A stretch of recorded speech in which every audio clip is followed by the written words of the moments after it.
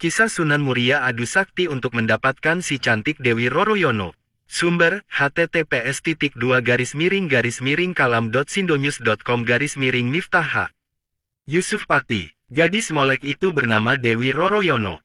Kini, putri Sunan Ngerang ini sudah menginjak usia 20 tahun.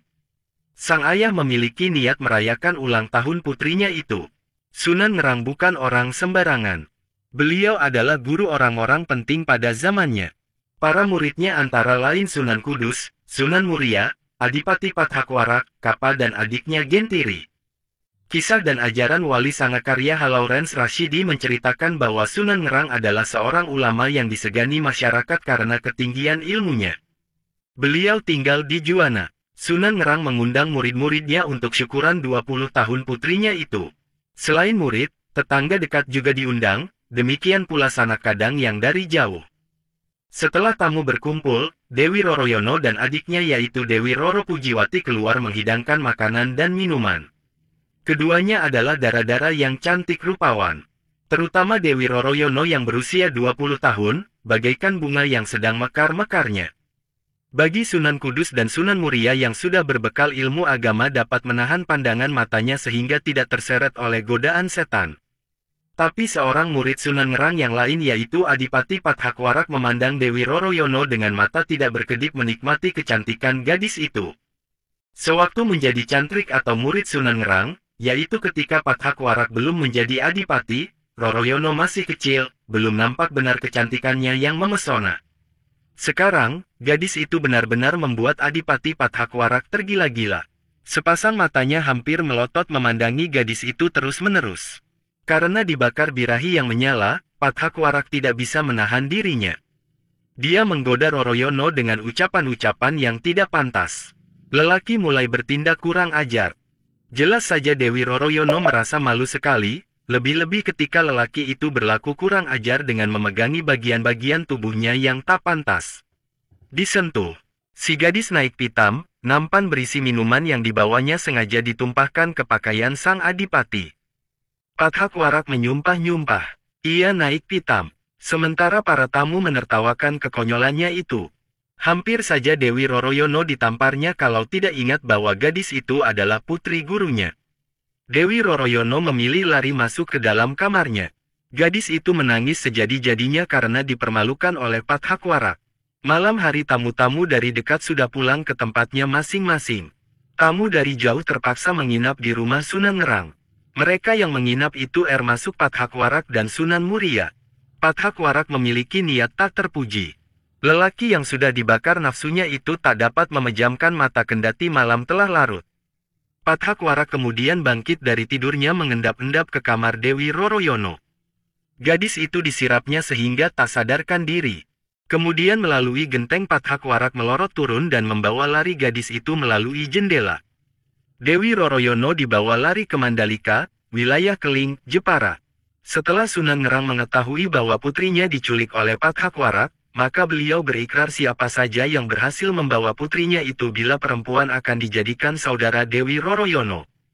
Bila lelaki akan dinikahkan dengannya. Tak ada yang menyatakan kesanggupannya. Karena semua orang telah maklum akan kehebatan dan kekejaman Pathakwarak. Hanya Sunan Muria yang bersedia memenuhi harapan Sunan Ngerang. Saya akan berusaha mengambil Diajeng Roroyono dari tangan Pathakwarak, ujar Sunan Muria menyatakan kesanggupannya. Maka berangkatlah Sunan Muria ke Keling. Hanya saja, di tengah perjalanan Sunan Muria bertemu dengan Kapa dan Gentiri, adik seperguruan yang lebih dahulu pulang sebelum acara syukuran berakhir. "Mengapa Kakang tampak tergesa-gesa?" tanya Kapa, merasa heran melihat Sunan Muria berlari cepat menuju arah Keling. Kisah Sunan Muria adu sakti untuk mendapatkan si cantik Dewi Roroyono. Sumber, https://kalam.sindonews.com/miftah. Yusuf Pati, gadis molek itu bernama Dewi Roroyono. Kini, putri Sunan Ngerang ini sudah menginjak usia 20 tahun. Sang ayah memiliki niat merayakan ulang tahun putrinya itu. Sunan Ngerang bukan orang sembarangan.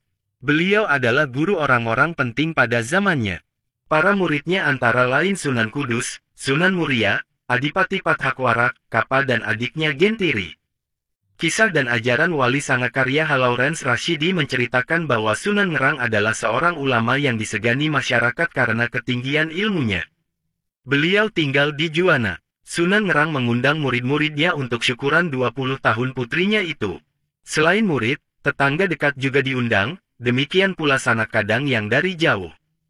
Setelah tamu berkumpul, Dewi Roroyono dan adiknya yaitu Dewi Roro Pujiwati keluar menghidangkan makanan dan minuman. Keduanya adalah dara-dara yang cantik rupawan. Terutama Dewi Roroyono yang berusia 20 tahun, bagaikan bunga yang sedang mekar-mekarnya.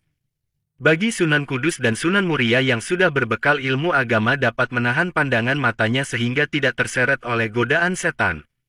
Tapi seorang murid Sunan Ngerang yang lain yaitu Adipati Pathakwarak memandang Dewi Roroyono dengan mata tidak berkedip menikmati kecantikan gadis itu. Sewaktu menjadi cantrik atau murid Sunan Ngerang, yaitu ketika Pathakwarak belum menjadi adipati, Roroyono masih kecil, belum nampak benar kecantikannya yang memesona. Sekarang, gadis itu benar-benar membuat Adipati Pathakwarak tergila-gila. Sepasang matanya hampir melotot memandangi gadis itu terus-menerus. Karena dibakar birahi yang menyala, Pathakwarak tidak bisa menahan dirinya. Dia menggoda Roroyono dengan ucapan-ucapan yang tidak pantas. Lelaki mulai bertindak kurang ajar. Jelas saja Dewi Roroyono merasa malu sekali, lebih-lebih ketika lelaki itu berlaku kurang ajar dengan memegangi bagian-bagian tubuhnya yang tak pantas. Disentuh. Si gadis naik pitam, nampan berisi minuman yang dibawanya sengaja ditumpahkan ke pakaian sang adipati. Pathakwarak menyumpah-nyumpah. Ia naik pitam. Sementara para tamu menertawakan kekonyolannya itu. Hampir saja Dewi Roroyono ditamparnya kalau tidak ingat bahwa gadis itu adalah putri gurunya. Dewi Roroyono memilih lari masuk ke dalam kamarnya. Gadis itu menangis sejadi-jadinya karena dipermalukan oleh Pathakwarak. Malam hari tamu-tamu dari dekat sudah pulang ke tempatnya masing-masing. Tamu dari jauh terpaksa menginap di rumah Sunan Ngerang. Mereka yang menginap itu termasuk Pathakwarak dan Sunan Muria. Pathakwarak memiliki niat tak terpuji. Lelaki yang sudah dibakar nafsunya itu tak dapat memejamkan mata kendati malam telah larut. Pathakwarak kemudian bangkit dari tidurnya mengendap-endap ke kamar Dewi Roroyono. Gadis itu disirapnya sehingga tak sadarkan diri. Kemudian melalui genteng Pathakwarak melorot turun dan membawa lari gadis itu melalui jendela. Dewi Roroyono dibawa lari ke Mandalika, wilayah Keling, Jepara.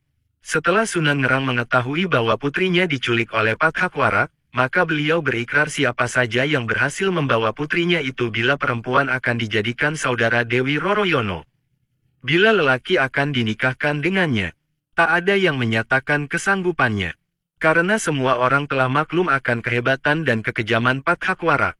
Hanya Sunan Muria yang bersedia memenuhi harapan Sunan Ngerang. Saya akan berusaha mengambil Diajeng Roroyono dari tangan Pathakwarak, ujar Sunan Muria menyatakan kesanggupannya. Maka berangkatlah Sunan Muria ke Keling.